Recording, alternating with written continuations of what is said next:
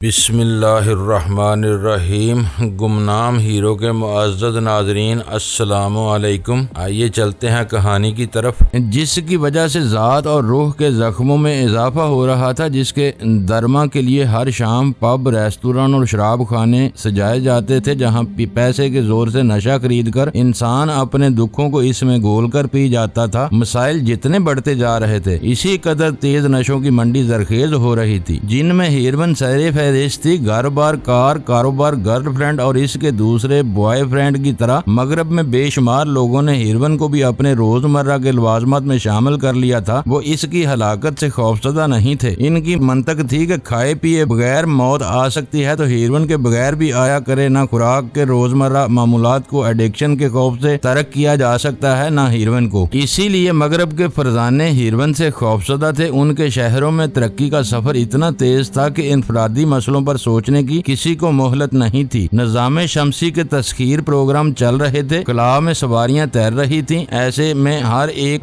دل کے آبگینوں کا کہاں تک خیال رکھا جا سکتا تھا؟ آبگینے ٹوٹتے تھے اور خاموشی سے ہیروئن کی ایک اور پڑیا کھل جاتی تھی۔ روا روی اور انفرادی آزادی کے نام پر وہاں بھیانک ناسور پروان چڑھ رہے تھے۔ بالغ بیٹیاں رات رات بھر بوائے فرینڈ کے ساتھ ڈسکو ناچ گھروں میں ناچتی تھیں۔ بیویاں دوسرے مردوں سے بغل گیر ہوتی تھیں تو ان کے مرد انتقاماً دوسری عورتوں پر زور آزمائی کرنے لگتے تھے۔ یہ کمزوریاں رسوم بن گئی تھیں۔ قانون ان کا پشت پناہ تھا۔ رشتوں کے حوالے سے ایک دوسرے سے باز پرس کا واجبی سا حق باقی رہ گیا تھا، جس کا جواز ہو تو جواب مل سکتا تھا، ورنہ سوری کا ایک ننھا سا لفظ جرم و گناہ، حق تلفی، بے وفائی اور بے مہری کی لاتعداد لہو رنگ کہانیوں کو چپکے سے نگل جاتا تھا۔ ان سب کو بدلنا ان فرزانوں کے بس سے باہر تھا، مگر وہ یہ بھی جانتے تھے کہ انہوں نے اپنے بہت کچھ کھو کر انا کے سمجھوتوں کی بنیاد پر جو معاشرے کاشت کیے ہیں، ان میں فرد کی محرومیوں کا سلسلہ روز بروز دراز ہوتا چلا جائے گا، اور اسی کے ساتھ ذہن کو معطل اور اعصاب کو معاف کر دینے والے زہریلے نشوں کی طلب بھی بڑھتی چلی جائے گی۔ اس لیے انہوں نے طلب ختم کرنے کی بجائے رسد تباہ کرنے پر اپنی ساری توجہ مرکوز کی ہوئی تھی۔ امریکہ سے یورپ تک ہر ملک انسداد منشیات کے نام پر لاطینی امریکہ اور مشرقی ملکوں کو فراخ دلی سے امداد دے رہا تھا کہ وہ اپنی زمینوں پر افیم کا ایک پودا بھی نہ پنپنے دیں۔ افیم کے کاشتکار مزاحم ہوں تو پوری طاقت کے زور پر ان کی زمینوں کو بانجھ کر دیا جائے، تاکہ ان کے محروم اور نااسودہ لوگوں تک ہیروئن کی ایک چٹکی بھی نہ پہنچ سکے۔ ہر جنس کی تجارت میں معاشیات کا طلب اور رسد کا اصول پوری قوت سے کار فرما تھا۔ اس کی آڑ میں محاشوں نے ہتھیاروں سے دانہ گندم تک کی کوٹا بندی کی ہوئی تھی، لیکن ہیروئن کے معاملے میں وہی ماہرین الٹی گنگا بہا رہے تھے۔ طلب ختم کرنے کی بجائے اس کی رسد تباہ کرنے پر تلے ہوئے تھے۔ یہ بھول گئے تھے کہ اس طرح وہ ہیروئن کبھی ختم نہ کر سکیں گے، ہاں اس کے بھاؤ ضرور اوپر لے جائیں گے۔ شاید اسی وجہ سے روز بروز اور سال بے سال ہیروئن میں عالمی دلچسپی بڑھتی ہی جا رہی تھی اور اسمگلنگ فروغ پا رہی تھی۔ میں نے آخری گھونٹ لیا اور میرے ہاتھ میں شفاف گلاس چمکتا رہ گیا۔ کندن کا سا جلملاتا ہوا انعکاس میرے حلق سے معدے تک آگ کی ایک لکیر پیدا کرتا ہوا اپنے انجام کو پہنچ چکا تھا۔ اس وقت میرے دل میں ایک بڑا چھچورا اور شرمناک سا خیال پیدا ہوا۔ مجھے شی اور اس کی عالمی سرگرمیوں سے کوئی دشمنی نہیں تھی۔ اگر جمی لائٹ مجھے یقین دلا دیتا کہ وہ 1 گرام ہیروئن بھی پاکستان میں بیچے بغیر سرحدی کارخانوں کی ساری پیداوار مغربی منڈیوں میں لے جائے گا، تو شاید میں بھی اس کا دعا گو بن جاتا۔ مشرق اور مغرب اس کرے کے 2 مختلف حصے تھے، جن کی نہ اقدار مشترک تھی نہ مفادات۔ اس لیے میری ساری ہمدردیاں میرے اپنے مشرق، اپنے پاکستان تک محدود ہو کر رہ گئی تھیں، بلکہ نشے کی جونک میں نے اس وقت یہاں تک سوچا کہ اگر 2 کوڑی کی افیم سے کروڑوں کی مالیت رکھنے والی ہیروئن کشید کر کے سرکاری سطح پر مغربی ممالک کو برآمد کی جائے یا بالواسطہ طریقوں سے شی اور مافیا سے سودے کیے جائیں، تو اس طرح حاصل ہونے والی خطیر زر مبادلہ سے ملک کی قسمت ہی بدلی جا سکتی تھی۔ اگر 2-4 سال گندم، چاول، کپاس اور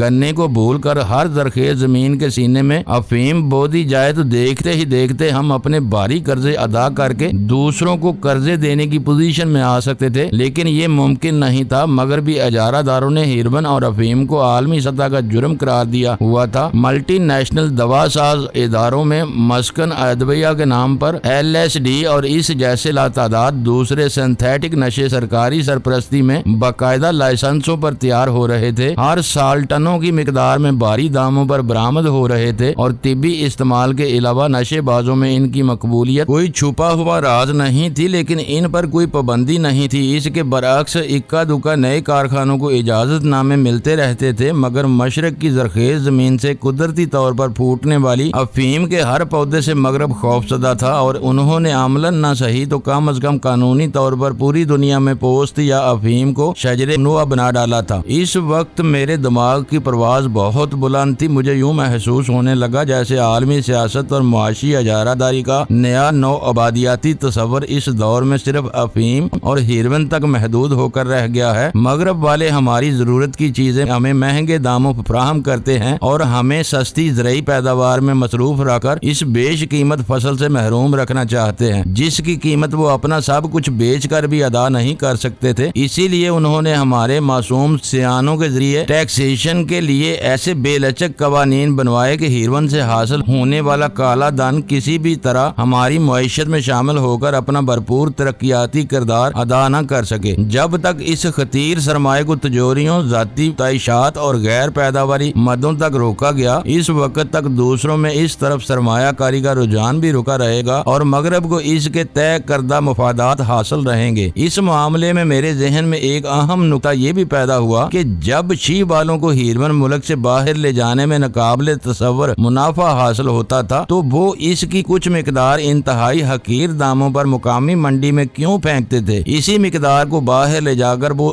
زیادہ منافع حاصل کر سکتے تھے۔ چند ثانیوں کے پرسرور سناٹے کے بعد میرے ذہن نے اس سوال کا جواب بھی تلاش کر لیا۔ جس طرح حکومتوں میں شامل بہت سے مخلص لوگ نادانستگی میں بڑی طاقتوں کے اعلی کار بنا لیے جاتے ہیں، ایسا ہی شاید شی کے ساتھ بھی ہوا ہو سکتا ہے کہ پاکستان میں بیچی جانے والی ہیروئن پر شی کو کسی عالمی طاقت سے زر تلافی ادا کیا جاتا رہا ہو۔ ان کے لیے مقامی آبادی میں ہیروئن پھیلانا اس لیے ضروری تھا تاکہ پاکستان کے لوگ اپنی آنکھوں سے اپنی گلیوں اور گھروں میں ہیروئن کی تباہ کاری دیکھ سکیں اور ان کے دلوں میں افیم سے اس حد تک اجتماعی نفرت پیدا کر دی جائے کہ وہ کسی بھی قیمت پر افیم کی کاشت کے حق میں چلائی جانے والی کسی مہم کی حمایت نہ کریں، بلکہ ایسی مہم چلانے والوں کے اپنے ہاتھوں سے چیتڑے اڑا دیں۔ میں چند ایکڑ پر اپنے افیم کے کھیت قائم کر کے مغرب کی عالمی غنڈہ گردی اور بالادستی کے خلاف احتجاج کرنے کے بارے میں غور کر رہا تھا کہ جہانگیر کی آواز نے مجھے چونکا دیا۔ میں نے سر اٹھایا تو وہ سلمہ کے ساتھ ہولے ہولے دائیں بائیں جھولتا ہوا میری طرف آ رہا تھا۔ وہ رقص کا اتنا شوقین نہیں تھا، اس لیے میں نے آنکھیں پھاڑ کر ان دونوں کو دیکھا اور جب ان کے چہرے دھندلاتے ہوئے محسوس ہوئے تو میں نے سمجھ لیا کہ نیٹ وہیسکی کا پورا گلاس اپنا کام دکھانے لگا تھا۔ میں نے بے اختیار اپنی آنکھیں موند لیں۔ صبح میں دیر سے اٹھا تو سر خاصا بھاری ہو رہا تھا۔ ہولے ہولے کھوپڑی سہلاتے ہوئے اس کا سبب بھی سمجھ میں آ گیا۔ کثرت مہ نوشی کے بعد ہونے والی اس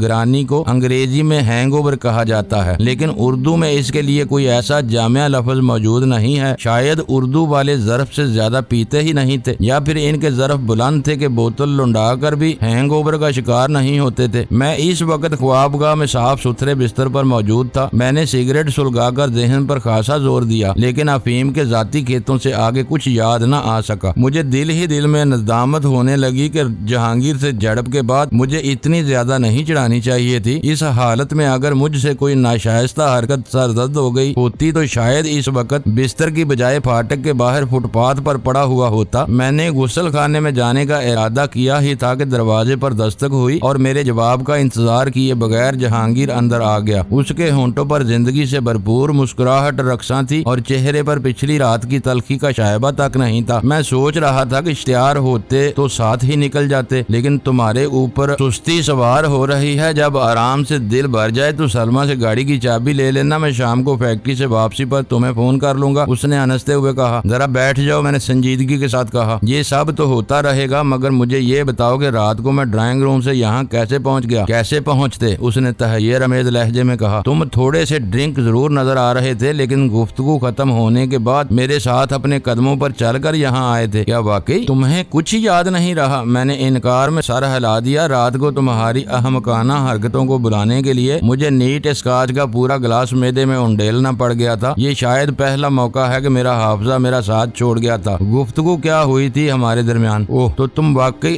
آپ تھے، وہ ایک گہرا سانس لے کر بولا، لیکن ساری بحث میں کہیں بھی اندازہ نہیں ہو سکا کہ تم اتنی پیے ہوئے تھے۔ پاکستان میں افیم کی کاشت کے حق میں تمہارے سارے دلائل مربوط اور مضبوط تھے۔ میں سوچ رہا تھا کہ تم جس رائے پر اڑ جاؤ اس کے حق میں کہیں نہ کہیں سے ناقابل تردید دلائل جمع کر ہی لیتے ہو۔ یہ بتاؤ کہ اب ٹھیک ہو یا اب کبھی کچھ گڑبڑ ہے؟ غنیمت ہے کہ میں بالکل ہی آف نہیں ہوا تھا، میں نے اطمینان محسوس کرتے ہوئے کہا۔ میں ڈر رہا تھا کہ کہیں اس حالت میں کوئی بد اخلاقی نہ کر بیٹھا ہوں۔ تمہارے غصے سے اب ڈر لگنے لگا ہے۔ سچ پوچھو تو میں تمہاری خوش اخلاقی سے پریشان ہو گیا تھا۔ وہ ہنستے ہوئے بولا، سلمہ سے سلیپنگ سوٹ اور نئی قمیض لینے کے بعد تم اچانک ہی اس پر مہربان ہو گئے تھے اور اس کی تعریفیں شروع کر دی تھی۔ تمہارے خیالات سن کر وہ بہت خوش ہوئی تھی، لیکن میں نے بلیک لیبل کی خالی بوتل دیکھتے ہی اسے واپس خوابگاہ میں بھیج دیا۔ مجھے ڈر تھا کہ کہیں تم خوشی کے عالم میں اس کے ساتھ ناچنا نہ شروع کر دو۔ کمال کی بات یہ ہے کہ اس کے جاتے ہی تم نارمل نظر آنے لگے تھے اور بعد میں میرے ساتھ بھی برف ڈال کر ایک ڈبل پیگ لیا تھا۔ 1 بجے کے بعد ہم وہاں سے اٹھے تھے۔ اپنے کمرے میں بھی میں دیر تک تمہارے نظریات پر غور کرتا رہا تھا۔ بس میں یہی جاننا چاہ رہا تھا۔ اب تم چاہو تو فیکٹری جا سکتے ہو، میں بھی 1 گھنٹے میں یہاں سے روانہ ہو جاؤں گا۔ اس بارے میں اب شام کو ہی گفتگو ہوگی۔ میں نے بستر سے اتر کر اپنے بدن پر موجود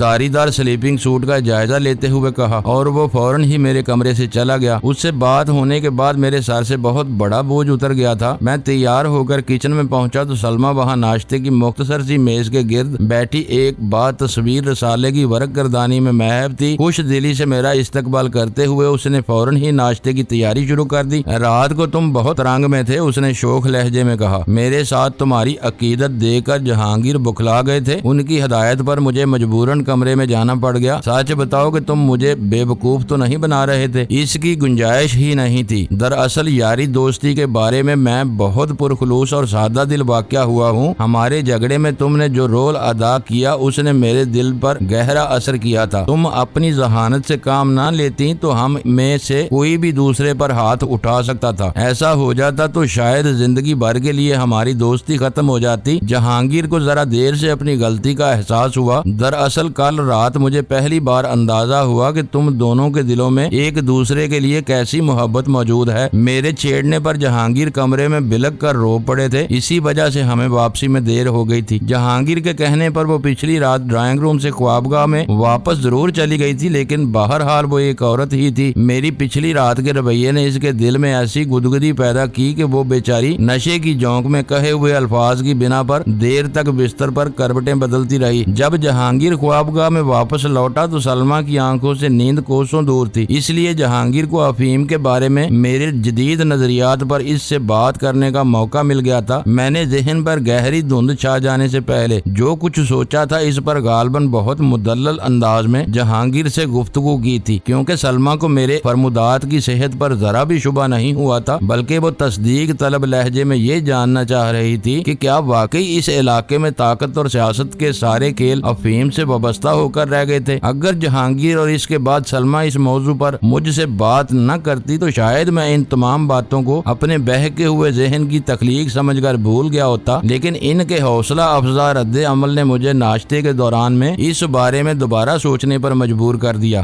اگر پاکستان میں ہیروئن کو فروغ دے کر مقامی آبادی میں کسی بڑی طاقت کی شے پر نفرت کی فضا پیدا کر رہی تھی تو یہ بات ناقابل فہم تھی کہ وہ قبائلی اور سرحدی علاقوں سے بڑے پیمانے پر ہیروئن خرید کر باہر بھی اسمگل کر رہے تھے۔ اپنے اس عمل سے والے ہیروئن تیار کرنے والوں اور افہیم کاشت کرنے والوں کی براہ راست حوصلہ افزائی کر رہے تھے، بلکہ میری معلومات کے مطابق ویرا لائٹ کی کوششوں سے جرمن کیمسٹ ڈاکٹر پی جے والٹن نے براہ راست اپنی نگرانی میں پہاڑوں میں مومن خان کی پہلی لیبارٹری میں بہترین قسم کی ہیروئن تیار کرنے کا آغاز کیا تھا۔ وہ ایک ایسا پیچیدہ سوال تھا جس کا جواب شاید جمی لائٹ کے سوا کسی کے پاس نہیں تھا۔ صرف اسی جواب کی روشنی میں کے صحیح کردار کے بارے میں کوئی یقینی رائے قائم کی جا سکتی تھی۔ جرائم کی عالمی برادری میں کا نام جس قدر ہولناک اور لرزہ خیز تھا، اس کے مقابلے میں اس کی عام لوگوں میں ذرہ بھی شہرت نہیں تھی۔ وہ جہاں بھی سرگرم تھے اپنی منڈی پر پوری طرح قابض تھے۔ عادت تو یہ تھی کہ شہرہ آفاق مافیا والے بھی ان کے سائے سے بچنے کی کوشش کرتے تھے، مگر غیر معروف تھی اور مافیا کا نام دنیا کے پسماندہ ملکوں میں بھی اچھی طرح جانا جاتا تھا۔ مجھے لیناتے ایئرپورٹ پر ملنے والا شخص فرانکو لومبارڈی یاد آیا، جو ہماری نگاہوں سے اوجھل رہ کر غالباً پوری رات میلان میں ہماری نگرانی کرتا رہا تھا۔ وہ یقیناً ایک قابل اعتماد لیکن نچلے درجے کا آدمی تھا۔ اس نے خود کو مافیا کے ایک ایک رکن کی حیثیت سے متعارف کرا کے بہت سی ایسی باتیں بتا کر مجھے حیران کر دیا تھا جن سے میری اور سلطان شاہ کے علاوہ کسی تیسرے شخص کو واقفیت نہیں ہونا چاہیے تھی۔ اس نے اپنے بڑوں کی طرف سے مجھے مافیا کے لیے دلکش شرائط پر کام کرنے کی پیشکش کی تھی۔ میری طرف سے مہلت طلب کیے جانے پر اس نے گمبی والے اشتہار کے ذریعے پاکستان میں مافیا کے مقامی سربراہ سے رابطہ قائم کرنے کی تجویز پیش کی تھی، جسے میں نے نظر انداز کرنے کا فیصلہ کر لیا تھا، مگر نئے حالات میں مافیا والوں سے میرا رابطہ اس اعتبار سے سود مند ہو سکتا تھا کہ ان کے ذریعے مجھے ان کی سب سے بڑی حریف تنظیم شی کے بارے میں اہم معلومات حاصل ہو سکتی تھی۔ سلمہ کا رویہ میرے ساتھ بہت بالہانہ اور محبت آمیز تھا، لیکن اس دن مجھے قدرت کے اس نظام کا اندازہ ہوا کہ خواب و خمار کے لیے راہ ہموار مشرق کا اندھیروں میں ڈوب جانا بہت ضروری ہوتا ہے، ورنہ دن کے اجالے میں رومان پسند طبیعتوں پر اتنی جولانی نہیں آتی کہ من بتو کے فرق کو فراموش کر کے دول دپا یا پیش قدمی کر سکے۔ تھوڑی دیر بعد میں جہانگیر کی سیاہ شراٹ لے کر وہاں سے روانہ ہو گیا۔ سلطان شاہ سے پچھلی رات یہ طے ہو گیا تھا کہ وہ امیر دادا کے جنازے میں شریک ہو کر اس کے ساتھی کو پہچاننے کی کوشش کرتا۔ اس کے بعد اسے بنارس کالونی کی اسی پرانی آبادی میں لوٹ جانا تھا جہاں وہ مجھ سے ملاقات سے پہلے رہا کرتا تھا۔ پھر اسے دلدار کے دوا ساز کارخانے میں ملازمت حاصل کرنے کی کوشش کرنی تھی۔ وہ سب طے تھا، لیکن پھر بھی میں نے شرف آباد میں جہانگیر کے فلیٹ کا چکر لگانا ضروری سمجھا۔ حالات میں کسی غیر معمولی تبدیلی کی بنا پر سلطان شاہ کسی وجہ سے وہاں واپس بھی پہنچ سکتا تھا، کیونکہ فلیٹ کی ایک فاضل چابی اس کے پاس بھی موجود تھی۔ میں کار پارک کر کے اوپر پہنچا تو کی ہول میں چابی لگاتے ہی دروازہ خود بخود کھل گیا۔ میں بکھلا کر مدافعانہ انداز میں ایک قدم پیچھے ہٹ گیا اور اسی لمحے کھلے ہوئے دروازے کی اوٹ سے سلطان شاہ کا گمبھیر چہرہ سامنے آ گیا تو میرا اندازہ درست ہی نکلا۔ میں نے ایک گہری سانس لیتے ہوئے خفت آمیز لہجے میں کہا اور فلیٹ میں داخل ہو گیا۔ خلاف معمول اس وقت سلطان شاہ کا شگفتہ موڈ نہیں تھا۔ شاید پچھلی شام امیر دادا کے علاقے میں برپا ہونے والے فسادات کے اثرات اس کے ذہن سے زائل نہیں ہو سکے تھے۔ تمہارے اندازے سے ہمیشہ درست ثابت ہوتے ہیں، مگر میں ہمیشہ مار کھا جاتا ہوں۔ اخبار تو دیکھ ہی لیا ہوگا تم نے، اس نے میرے ساتھ کمرے میں داخل ہوتے ہوئے اداس لہجے میں کہا۔ اخبار دیکھنے کی مہلت ہی نہیں ملی، تم خلاصہ سنا دو، میں نے صوفے پر دراز ہوتے ہوئے کہا۔ اس علاقے میں 1 گھنٹے تک گمسان کا رن پڑا۔ اس کی آواز پر تعصب کے سائے گہرے ہو گئے۔ قدرت شاہ کے مسلح آدمیوں نے تاک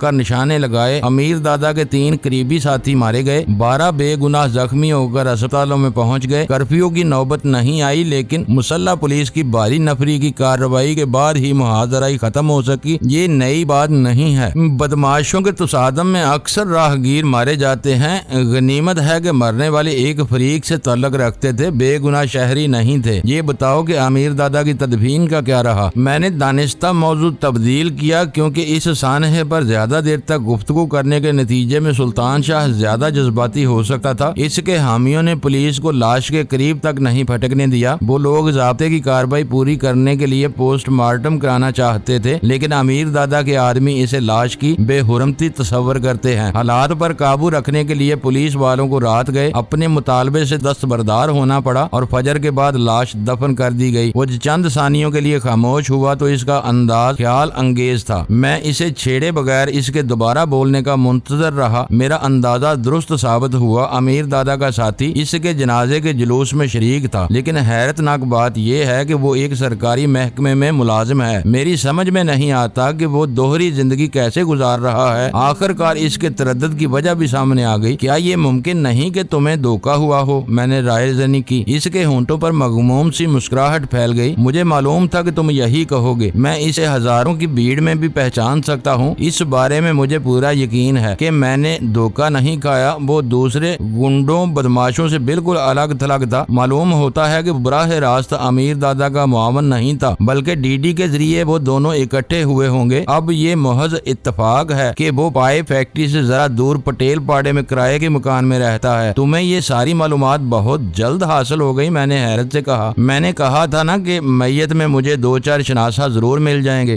دراصل روزی کمانے کے لیے یہاں پردیش میں آ کر کنبے، برادری اور قبیلے کے رشتے خود بخود مضبوط ہو جاتے ہیں۔ جس کو خبر ملی وہ برادری اور تحصیل کا خیال کیے بغیر میت میں آ گیا۔ وہاں میرے بھی 4-6 دوست مل گئے، انہی میں سے ایک کے ذریعے بخت آور کے بارے میں معلومات مل گئیں۔ راز کی بات یہ ہے کہ بخت آور علاقہ غیر میں ایک آدمی کا کا قتل کر کے کراچی بھاگ آیا تھا اور اس نے یہیں شادی کر لی تھی۔ ہو سکتا ہے کہ اسے اسی سلسلے میں بلیک میل کر کے ڈی ڈی نے اپنا کام کرنے پر مجبور کیا ہو۔ شی والے غیر اہم کاموں کے لیے کسی کو بلیک میل نہیں کرتے، وہ پیسہ پھینک کر کام لیتے ہیں۔ ہو سکتا ہے کہ بخت آور کسی وجہ سے ڈی ڈی کی نظروں میں آ گیا ہو۔ اب اس کے بارے میں کیا ارادہ ہے تمہارا؟ وہ بنیادی طور پر دوسری لائن کا آدمی ہے، اس لیے پہلے اس کے معمولات کا جائزہ لینا ہوگا۔ یہ کام شاید مجھے خود ہی کرنا ہوگا کیونکہ امیر دادا کو راستے سے ہٹانے کے بعد اب قدرت شاہ اس علاقے کا کنٹرول حاصل کرنے کے لیے جوڑ توڑ میں مصروف ہو گیا ہے۔ اس پر انحصار کیا تو یہ کام کافی طول پکڑ جائے گا۔ اگر تم بخت آور کے پیچھے لگے رہے تو دلدار کے دوا ساز کارخانے والا معاملہ رکا رہے گا۔ جیسا تم کہو،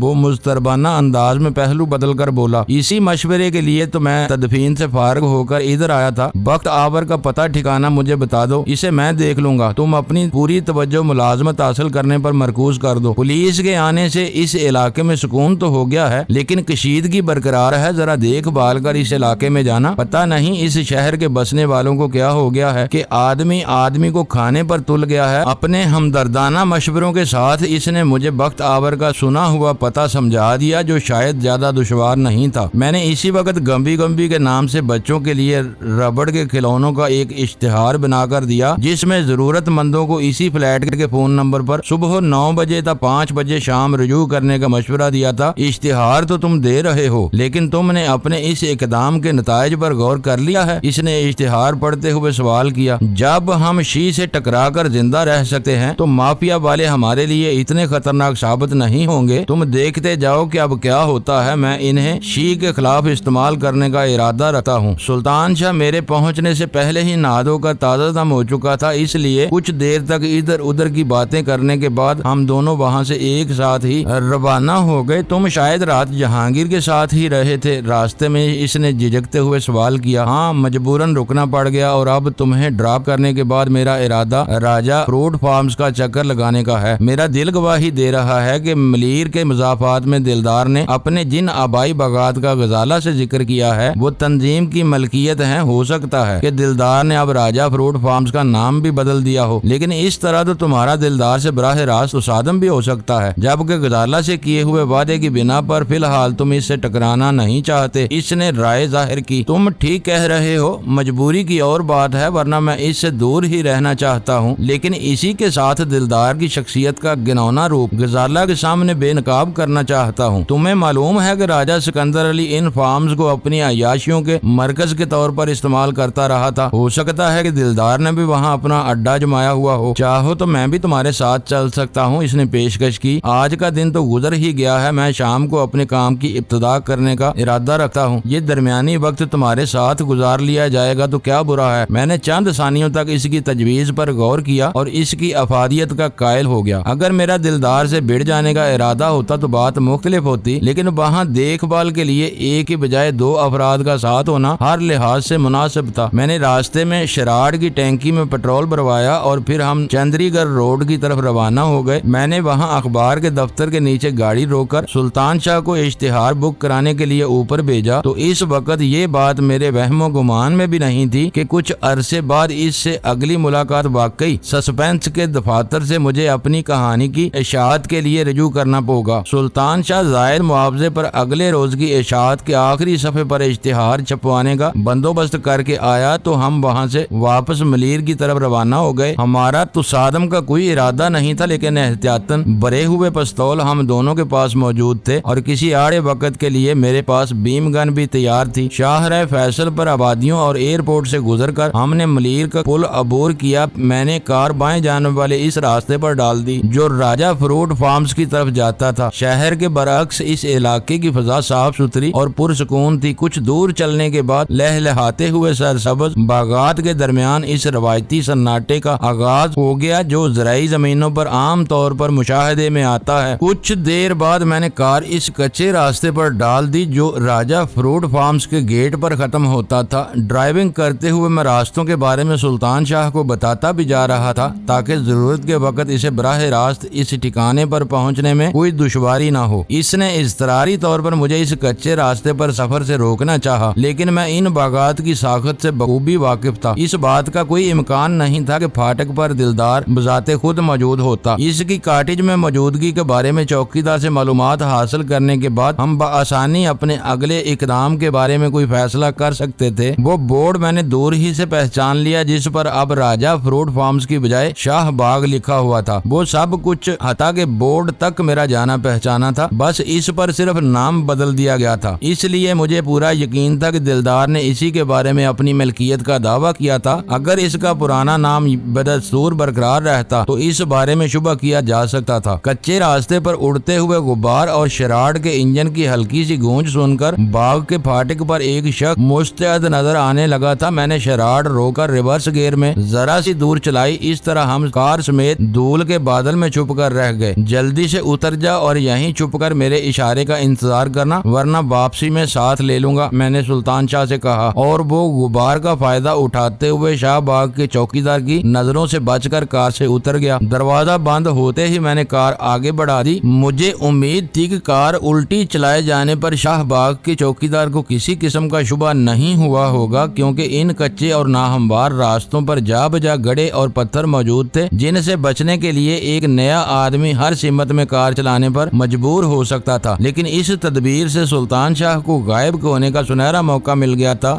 معزز ناظرین، لائک کریں، شیئر کریں اور کمنٹس باکس میں پاک آرمی زندہ باد، پاکستان پائندہ باد کا نعرہ ضرور درج کر کے اپنے ملک پر فخر کریں اور پاکستان کی بنیادیں مضبوط کرنے میں اپنا کردار ادا کریں۔ ویڈیو دیکھنے کا شکریہ۔